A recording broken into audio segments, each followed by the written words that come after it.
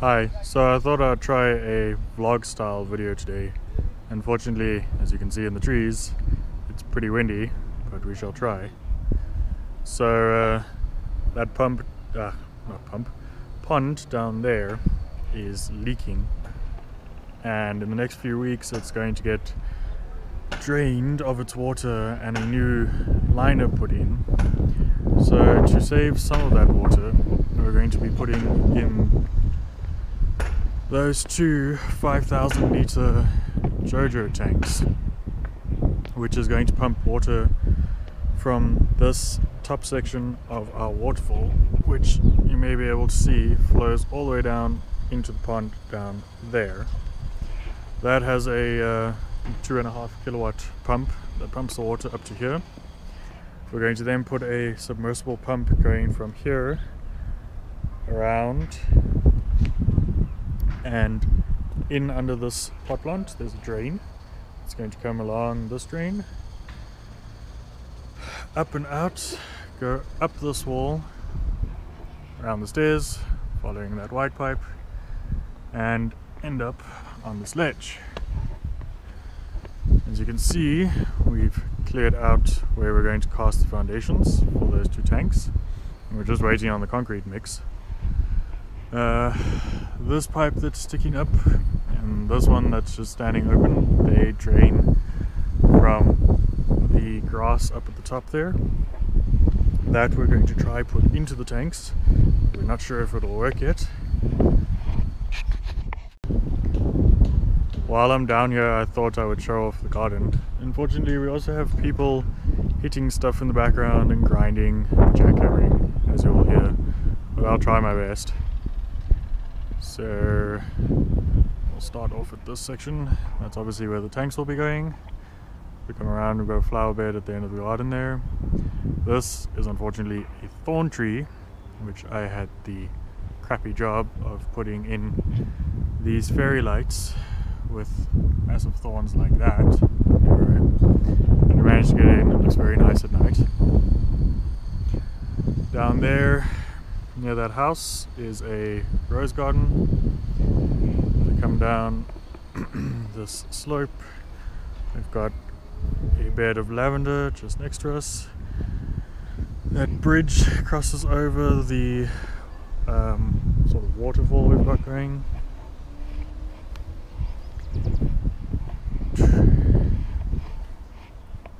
Here we've got our neighbour's house, which has been under construction for the last 2, maybe 3 years.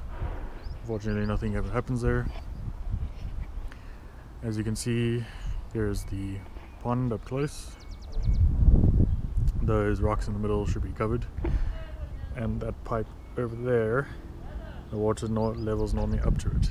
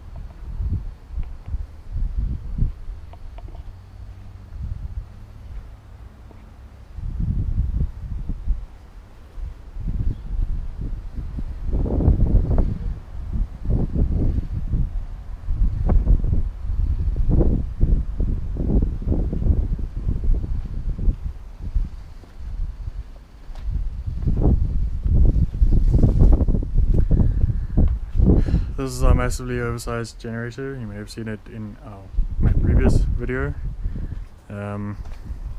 This recently ran for about 30 hours because we had a substation fire which took out power to the area for that long, plus longer in some other areas.